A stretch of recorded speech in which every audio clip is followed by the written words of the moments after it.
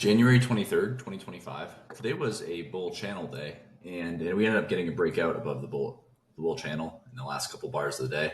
The all-time high is like 61, 63, so it's right up here. We might get to it tomorrow, but the thing to remember is, in general, breakouts above bull channels tend to fail.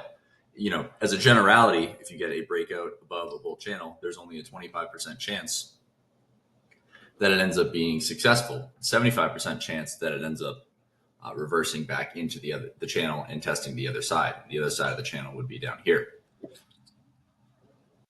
They started off with a gap down and a bull bar closing near its high on bar one. Can you buy above one? Yeah, you can buy above one. It's one of those things where I like that. I didn't actually put it in that folder. Hold on. These 1 in 3 chance that it's the high of the day or the low of the day.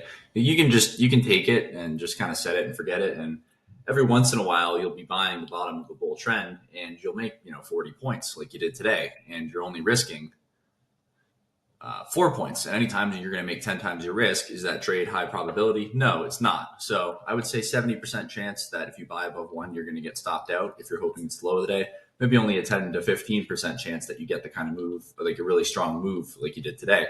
But it's reasonable to buy above one and just take a chance that we've started a bull trend. 2 consecutive bull bars closing near their highs. You can buy the close of 2 if you want, expecting a second leg up. 1 and 2 is strong enough to expect a second leg up.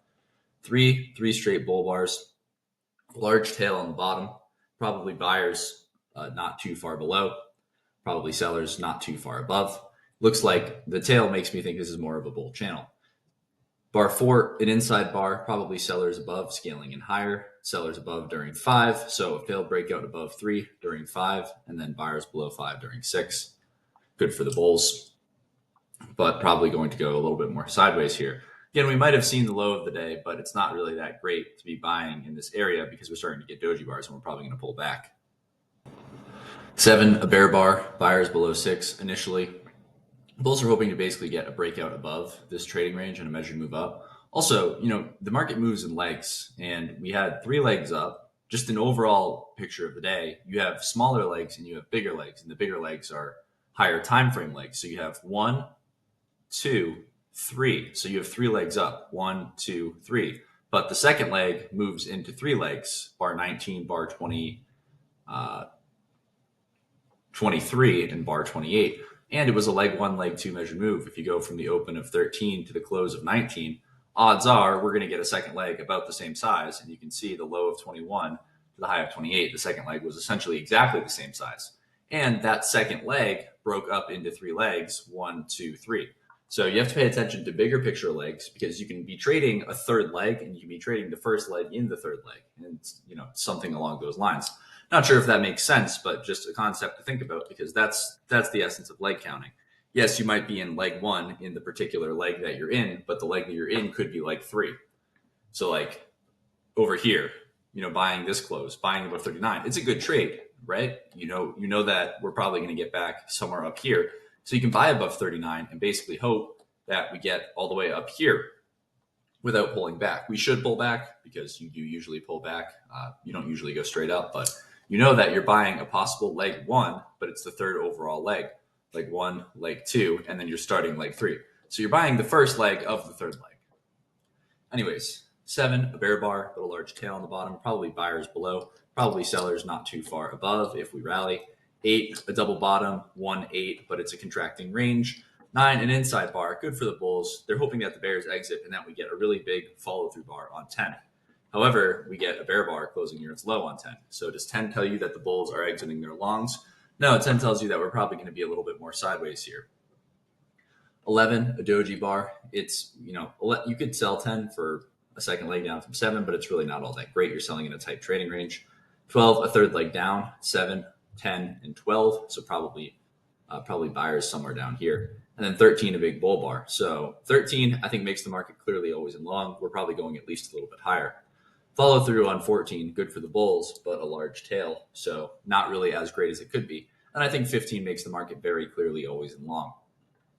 Something to note, if you bought above 13, if you sold above 12, you were selling above a third leg, which isn't always great. But you can see the high of 12 does not overlap the low of 14. So a trader who bought these closes A trader who sold and was trying to scale in is getting trapped. How do you think you felt if you were to sell above 12 and now you see 13? That's not great. Try to get out. You can't. 14. And then 15 happens. You're trapped. So odds are we're going to go higher. 16, 4 straight bull bars. That's the, obviously the 4-bar microchannel system I've mentioned before.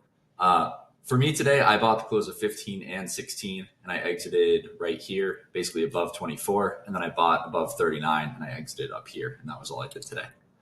But 16, another bull bar. So we're probably going higher.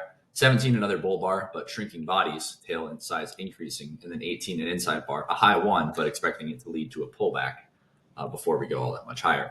19, a big bull bar, a large tail on the top. And then 20, a bear bar closing somewhat near its low. Probably buyers below, scaling in lower since we have a rally from 13 through 19. And then a big reversal up on bar 21.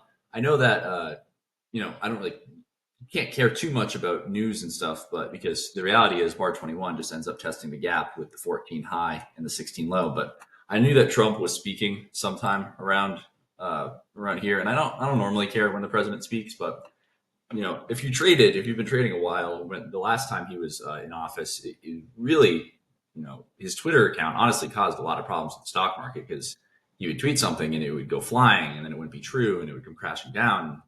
So don't really have a political opinion either way, but it's just that you have to be a little bit careful when he in particular talks, because I have seen it affect the stock market a lot before. And so I try to personally just be careful and pay attention to when he is speaking and try to stay out of the market at those times.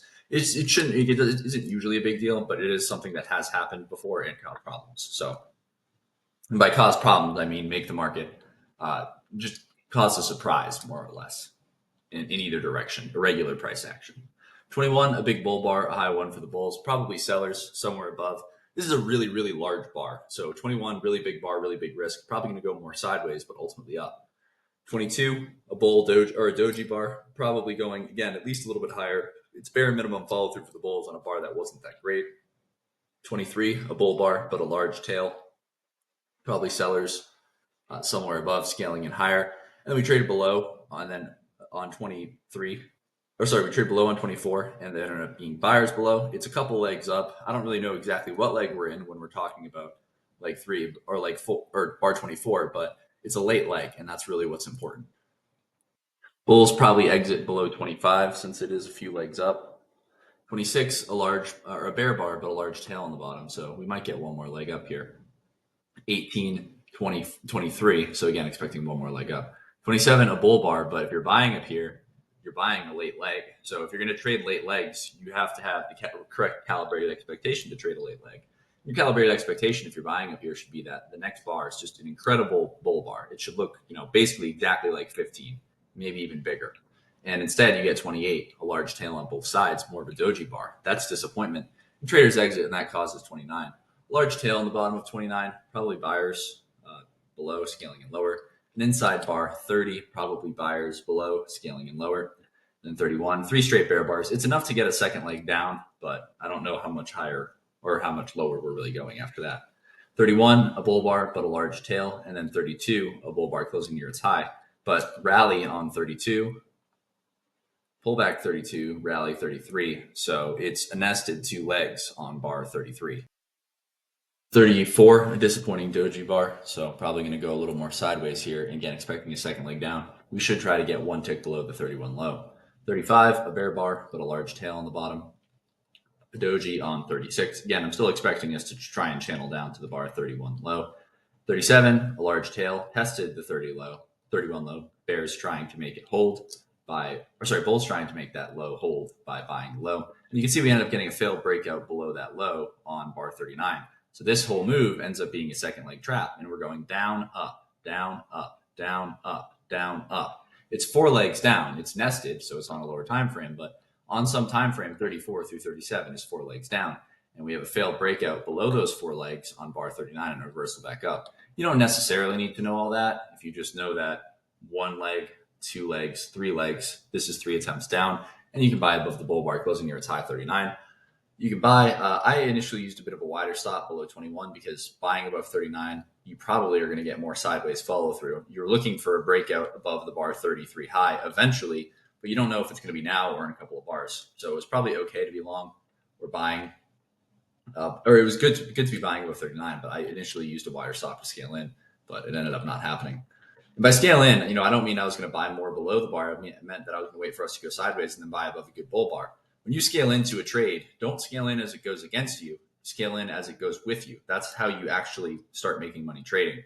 What traders will do, or what people will do who aren't yet good traders, is they'll try to scale in constantly as the market goes against them. And it might work 9 times out of 10, but that 10th time you're going to blow up the whole other 9 times and then a whole lot more. So instead of scaling in, buy small. You're going to buy above 39 and then buy more on 40, buy more on 41, buy more on 42 and get out below 50. That's how you actually trade in a profitable way. You don't do it by, selling the close of 20 and then scaling in above 21 and then scaling in above 24 and then scaling in higher up here and then using this to get out of your first trade break even and make a small profit on these other ones. That's way too difficult, and you can't do that consistently over the course of time. What you need to do is you take your trade, whatever it is, your calibrated expectation is that you get good follow through. And if you get that good follow through, or you get something better than you expect, you say, look, I'll buy more. You should be buying more as your probability increases, because it gives you the ability to put on more risk as your probability increases, rather than put on more risk as your probability decreases and the trade goes against you. 40 consecutive bull bars, 41, 42. So that's another 4-bar micro channel up there. 43. Technically, if you bought it, you could have held basically all the way till over here and got out break even. That system would have been, buy this close, you get out somewhere up here. I don't think the profit target actually got hit. Did it? The profit target, for those of you watching who own or have seen my 4-bar micro channel thing in the members area, it's always a measured move of the bodies. So sometimes the risk is a little worse than the reward, but you start to learn how to fade the system when the risk is really large and the reward's not that great. Okay, so it did get touched up here. So we would have gone 1 for 1 and then probably broke even on this trade, and then probably exit above 59 and broke even on that trade. So would have been, and I guess this is technically a short, but it's a really bad one. Way too much risk, and we've been going up all day in a bull trend. So this is a better fade than it is a sell. 40, 43, a doji bar, a pause bar, and then an inside bar high 144. Bull surprise 45, so 46, 47. We're still going higher, but 44 through 47, another 4-bar micro channel, not a buy the close bar. We have gone up way too far, way too fast, and this is a third leg. Bar 3, bar 28, and now bar 40, 47. So we have 3 legs up, not a good area to be buying. Buyers below 47 initially during 48, and you get a second leg up, 49, and then 50, bulls exit below 50. Follow through 51, but a large tail.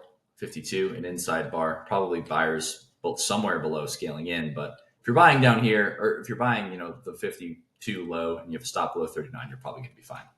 53, another bear bar. 54, another bear bar. 55, another bear bar. So 3 straight bear bars. We're probably going a little bit lower, but I'd imagine there's buyers down here somewhere. And then 56 and 57, a large tail on 56, but still going sideways to down. 57, an inside bar 58, and then big outside up 59. 59, I think, if you were selling below 55, you're selling against a lot of strength today. So your calibrated expectation should be that the market moves really quickly in your direction and doesn't really pull back. You probably should just get out on the close of 58 or above 58.